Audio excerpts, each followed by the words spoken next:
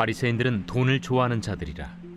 이 모든 것을 듣고 비웃거늘 예수께서 이르시되, 너희는 사람 앞에서 스스로 옳다 하는 자들이나 너희 마음을 하나님께서 아시나니 사람 중에 높임을 받는 그것은 하나님 앞에 미움을 받는 것이니라.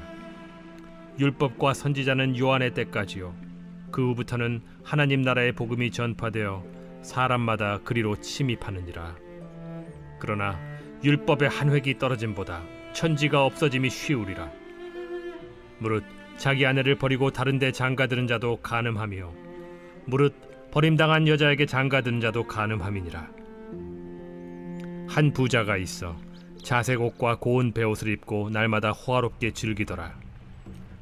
그런데 나사로라 이름하는 한 거지가 헌데 투성이로 그의 대문 앞에 버려진 채 그 부자의 상에서 떨어지는 것으로 배불리려 하매 심지어 개들이 와서 그 헌데를 핥더라.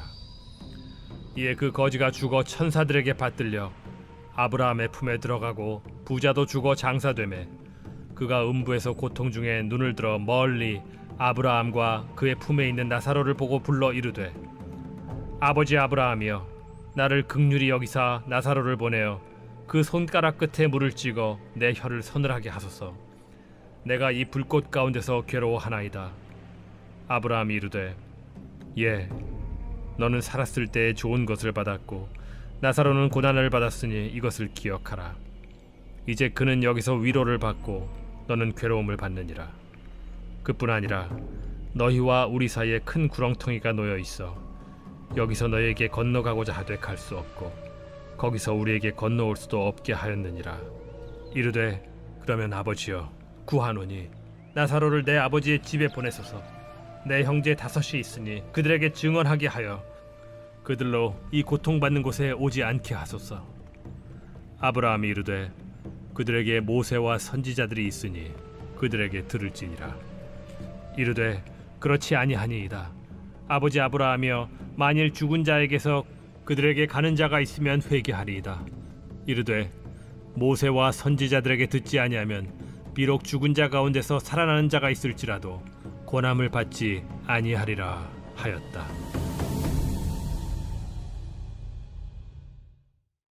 오늘 본문에 보시면 부자와 나사로가 살고 있었는데 두 인물의 극명한 대조가 성경에 잘 소개가 되어 있습니다. 세상에서 육신적인 조건으로 보면 두 사람이 어떻습니까? 하늘과 땅 차이입니다.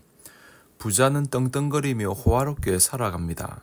19절, 한 부자가 있어 자색 옷과 고운 베옷을 입고 날마다 호화롭게 즐기더라. 외제 고급 옷을 입고 날마다 파티를 즐깁니다. 반면 나사로는 어떻습니까? 궁핍하다 못해 완전 거지였습니다. 20절, 21절, 그런데 나사로라 이름하는 한 거지가 헌데 투성이로 그의 대문 앞에 버려진 채 그 부자의 상에서 떨어지는 것으로 배불리리 하며 심지어 개들이 와서 그 헌데를 핥더라. 먹을 것이 없어서 부자 밥상에서 떨어진 음식 쓰레기로 먹고 살았다는 것입니다. 게다가 개들까지 그를 무시하는데 헌데를 건드리고 핥는 것입니다. 얼마나 괴롭고 힘들었을까요? 그런데 이 부자와 나사로 각자에게 죽음이 닥쳐왔습니다. 그때 나사로가 어떻게 됩니까? 22절, 이에 그 거지가 죽어 천사들에게 받들려 아브라함의 품에 들어가고, 천사들이 받들어 그 영혼이 아브라함의 품에 들어갔다는 것은 천국을 가리키는 것입니다. 천국에 들어갔다는 거죠. 나사로라는 이름을 통해서 그는 믿음의 사람이었겠구나 짐작할 수 있습니다. 나사로의 이름이 뜻이 뭐냐? 하나님의 도움이란 뜻입니다. 그러니까 나사로가 믿음의 사람이었음은 분명한 사실입니다. 반면 부자는 어떻습니까? 22절 하반절 이하에 보면 부자도 죽어 장사되매 그가 음부에서 고통 중에 눈을 들어 멀리 아브라함과 그의 품에 있는 나사로를 보고, 그가 죽어서 장사됩니다. 하지만 그의 영혼은 음부, 즉 지옥에 떨어져 고통을 당하고 있습니다. 그런데 신기한 것은 그가 멀리 천국의 아브라함과 그 품에 안긴 나사로를 봤다는 것입니다. 지옥의 고통 속에 있는데 더 고통스러운 것은 멀리 보이는 사람이 바로 자기 집 앞에서 구걸하던 나사로가 아닌가. 그게 더 고통스러운 것입니다.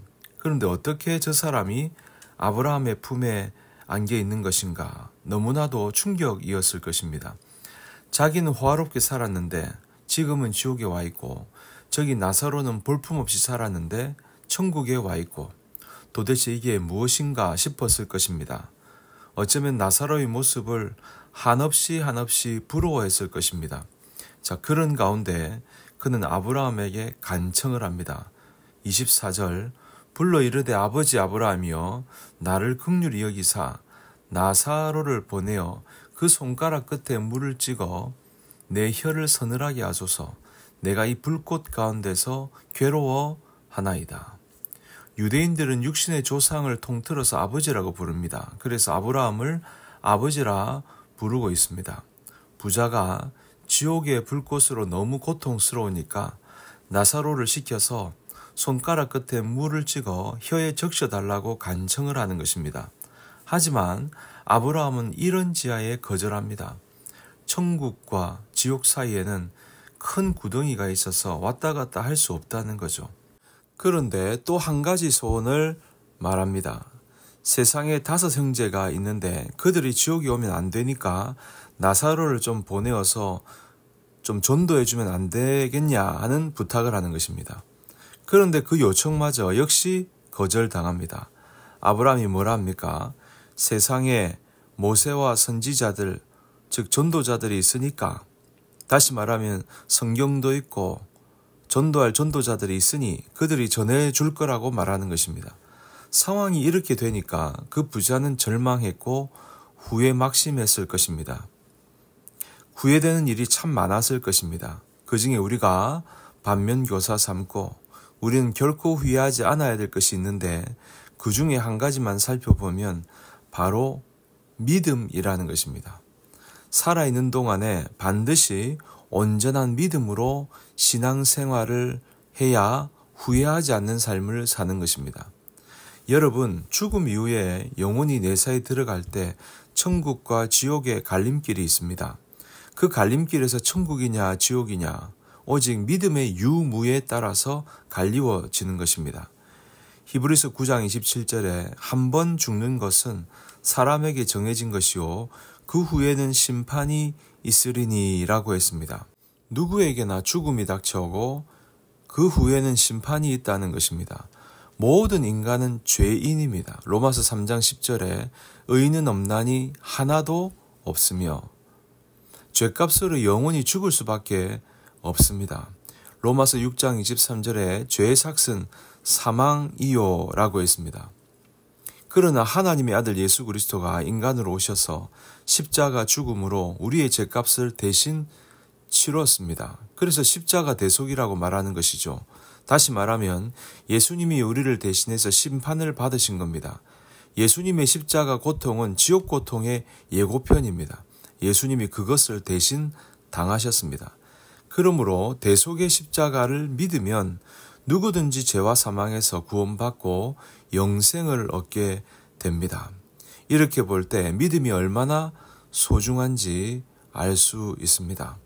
베드로전서 1장 18절 19절에 보니까 너희가 알거니와 너희 조상이 물려준 헛된 행실에서 대속함을 받은 것은 은이나 금같이 없어질 것으로 된 것이 아니요 오직 흠없고 점없는 어린 양 같은 그리스도의 보배로운 피로 된 것이니라. 예수님의 피를 믿는 자만이 영생을 얻고 죽음을 넘어 천국에 들어갑니다. 그런 점에서 예수님만이 천국으로 향하는 유일한 길임을 알 수 있습니다. 요한복음 14장 6절에 예수께서 이르시되 내가 곧 길이요 진리요 생명이니 나로 말미암지 않고는 아버지께로 올 자가 없느니라. 오직 예수님을 통해서만 하나님 앞으로 천국으로 나아갈 수 있다는 것입니다. 나사로는 이런 믿음이 있기에 천국에 들어가 아브라함의 품에 안기었습니다. 반면 부자는 믿음이 없었기에 죄사함을 받지 못한 채 지옥에 떨어졌습니다. 지옥은 타오르는 불이 있고 목마름이 있는 곳입니다. 오죽하면 물 한 방울이 아쉬웠겠습니까? 요한계시록 20장 11절에서 14절에 보면 최후의 심판이 기록이 되어 있는데 모든 사람이 각각 크고 흰 보좌 앞에 서서 심판을 받습니다. 최후의 심판으로 죄를 묻는 정죄 심판인데 일명 백보자 심판이라 부릅니다. 생명책에 그 이름이 기록된 사람은 예수 믿고 구원받은 성도는 정죄 심판이 면제됩니다. 그 외에는 모두 불못에 던져지는 둘째 사망, 영원한 사망에 처하게 되는 것입니다. 그러므로 이 세상 살 동안 할 일도 많고 바쁘기도 하고 여러 가지 형편과 사정이 있다 하더라도 결코 핑계대거나 회피하지 말고 최우선 순위로 예수님을 믿어야 합니다. 이보다 더 중요하고 긴급한 일이 또 어디 있겠습니까? 그리고 믿지 않는 사람들에게 복음을 전하는 것입니다. 저와 여러분들이 이 땅에서 온전한 믿음 생활을 통해 하나님이 부르실 때에 천국으로 입성하는 은혜를 누리시고 또한 우리 가족들과 또 우리 주변 사람들에게 천국으로 인도하는, 전도하는 그런 은혜를 모두가 다 누리게 되기를 주님의 이름으로 간절히 축복합니다.